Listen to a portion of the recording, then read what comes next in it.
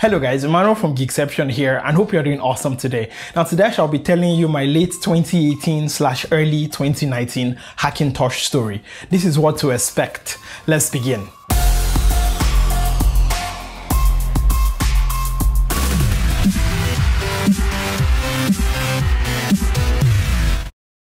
And welcome back guys. Now my name is Emmanuel, this is Geekception. Welcome if you're new, make sure you hit that subscribe and like button if you like what I do here. Welcome back if you're an old subscriber, and let's just get back into the video. Now my Hackintosh story did not start yesterday or in 2018. It actually started 8 years ago in 2011. Now in 2011 I was an aspiring blogger in Nigeria where I come from, and I look like this. Yep. Look like this. Hi 2011 Emmanuel. Now I was at this stage where I was really curious and I wanted to dual boot my computer then, which was a really powerful and very expensive Dell XPS 15 back then. Now I remember try booting it. Yep, you heard that right. Try booting it with Windows 7, Mountain Lion and Ubuntu 11.4 I believe. Now those were the good old days.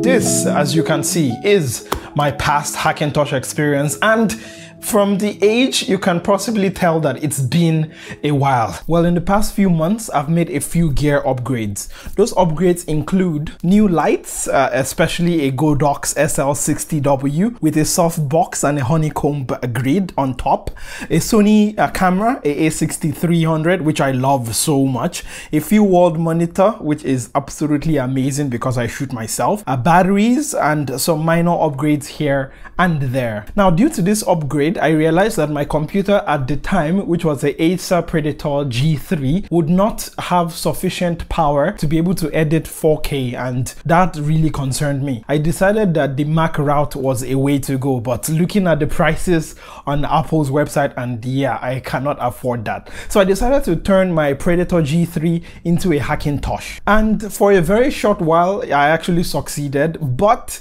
because the Acer is a pre-built, I really did not have access to the BIOS settings as much as I would like, so I really couldn't change the graphic settings so I could enable Quicksync, which, if you know about Hackintoshes, is really important. So I decided to buy a graphics card that actually could take native advantage of the Mac OS. Now in this case it was the RX 580, so I purchased an RX 580 from Carousel, a website here where people sell stuff, and to my dismay, I couldn't put it in the Acer because the power supply that came with the Acer did not actually have the correct pin connector to connect to the RX 580. So I went out and bought a Cooler Master power supply to use with the Acer. Now at this stage, I bought the power supply, I came home, put it in my computer, and I was so happy, okay, I'm going to get this working, plugged it into my RX 580, and the computer just wouldn't boot up.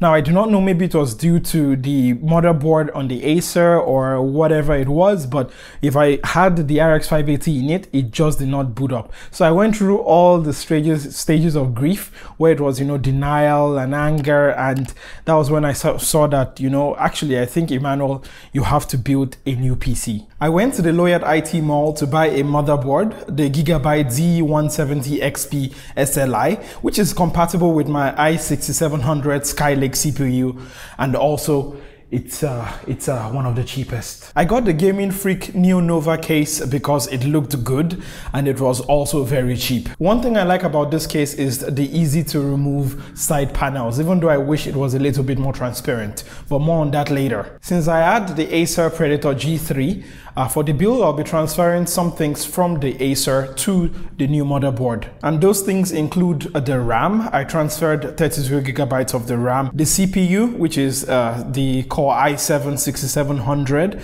and building it was relatively straightforward, even though I have technically not built a PC in what 9-10 years.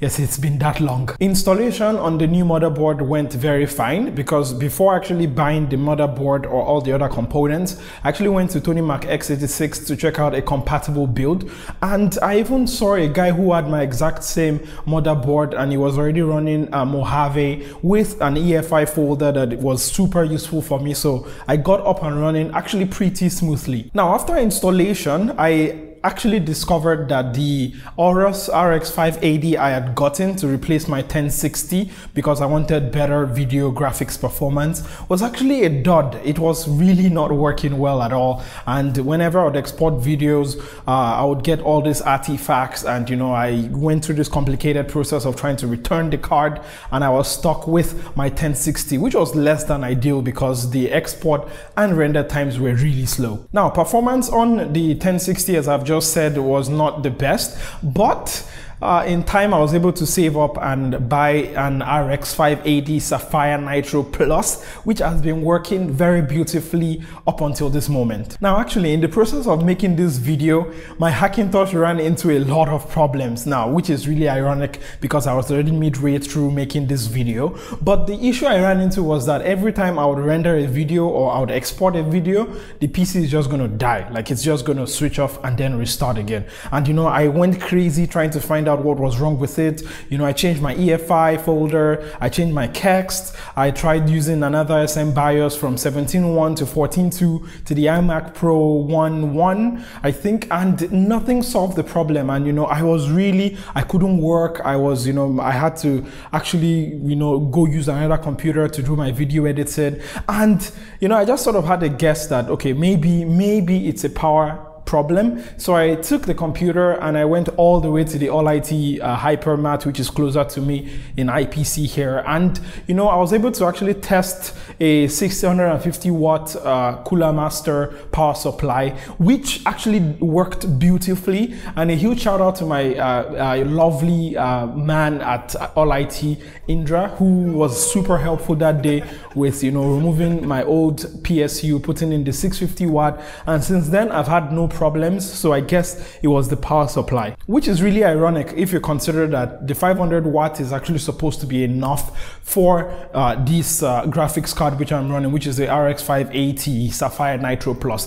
I am not sure why that happened, but I am glad it's working perfectly fine now. I took that opportunity to also get a new cooler for the CPU, which was the Cooler Master Hyper 212 LED, and the computer runs super silent now. Like, I think my table fan, which is near my desk, is actually louder than the computer now. It's like whisper quiet, which is a huge upgrade from the default CPU fan I was using before, which is nice. I also got an extra case fan as well. So the CPU runs really, the whole computer, I would say, runs really cool, and I would say it makes me super happy. Now let's start with some observations. Now for Wi-Fi, I use the TP-Link N900, which on the forums, the Tony Mac x86 forums, is compatible.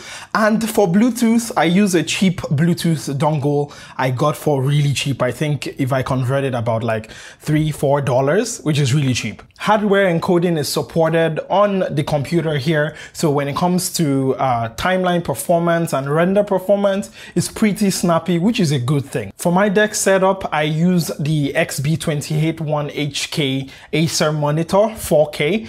For my keyboard, I use the Logitech K480 wireless because number one, of the Mac keyboard layout, which is pretty good, and the battery that lasts 1 whole year. So yes, that means I never have to, worry about battery life. For the mouse, well, I don't have one.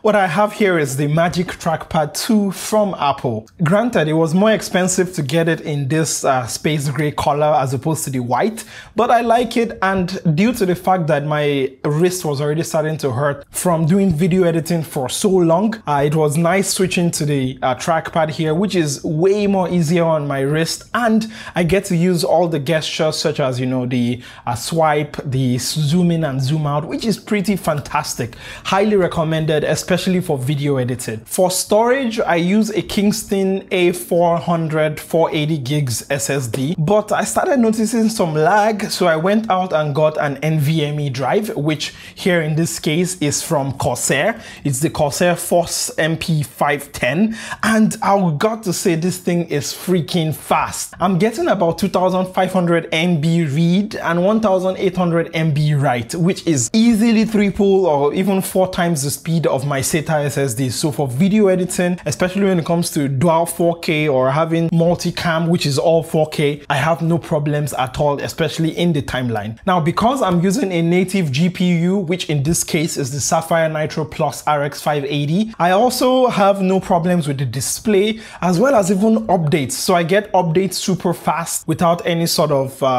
complications. I just click install, restart, and that's it, it's updated. Now moving on to challenges, and this is where I would say I am still struggling, which is to get my USB 3 ports working. Now Peter Paul Chato, if I'm pronouncing your name properly, sorry Peter, actually posted on his community page on YouTube here about how to do your own DSDT editing, which I took a deeper dive into, and it took the whole day, but I can still not get all my USB 3 drives to work properly, which means that I have to settle for USB 2 speeds on some drives and then USB 3 speeds on other drives, which is not ideal, and I'm still trying to solve. So if you have an idea of how to do that, please leave a comment. I will really appreciate it. Another problem I was having before was Bluetooth audio, which was a little bit choppy, but I discovered that if I went to the kext folder and deleted my com.bluetooth.plist.kext file, it actually solved all of that. I do not know how it works. I do not know the technical aspects of it, but it works now, so I guess it's no longer a problem. So I think the main problem I still have with my build now is getting full USB 3 speeds to work on all my ports. Now first, before getting to the conclusion of this video, I would like to give a quick shout out to a few channels that really helped me on this Hackintosh journey. Now the first is Peter Paul Chato. I really love him and his personality and his technical knowledge. Paul, if you're watching this, you're amazing. I love Morgonaut, or I do not know how to pronounce it. By the way, all their channels will be in the description down there below. I like the folks over at Tony Max X86, which I did not really have to ask any questions. I just searched when I had any difficulties because the high chance was someone had experienced it before. Also Jorge, I don't know if that is correct. I'll be putting some b-roll over this.